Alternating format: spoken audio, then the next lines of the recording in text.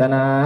มีปัญญาล้ำเลือแสนประเสริฐเหลือหลายอธิบายพระธรรมน้ำโศกทางโลกและทางธรรมจงน้ำคำพระเจ้าเป็นน้องเอามีปัญญา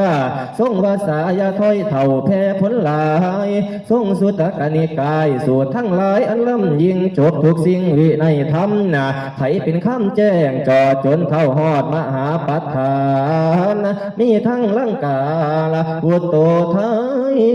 ไขเฮืองราชให้เป็นอาจมันเทียราคามเนละขานอขวัญเจ้าบ่มาเมื่อนี้บาทว่าเดือนสามแด่สิน้ำขาท่านนี่แล้วขวัญเอ้ยขันว่าขวัญท่านบ่มาเมื่อนี้บาทว่าฮอดเดือนสี่แด่สิน้ำจีท่านนี่แล้วขวัญเอ้ยขันว่าขวัญบ่มาเมื่อนี้ละหึงปานใดเด่นโห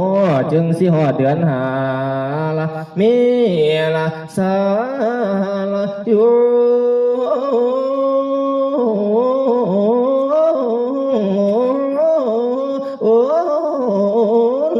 ต้นปีใหม่ฝนตกห้ำป่าไม้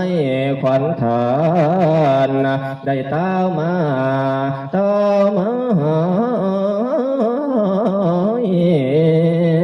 เดือนว่าฝูงขาทั้งหลายพร้อมกันมาถวายบูชาแก่พระคุณเจ้าดังนี้ฝูงขา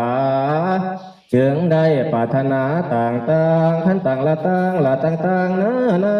บางพองปรารถนาเอาของม้วนมาสมบัติลางโลกีเป็นเศรษฐีมีรัตนาเนื่องน้องเงินกองคำมามิงนับโดยเสียงอาสงไขยบางพองปรารถนาเป็นพญาจักรวรรดิราชขอให้ชนะ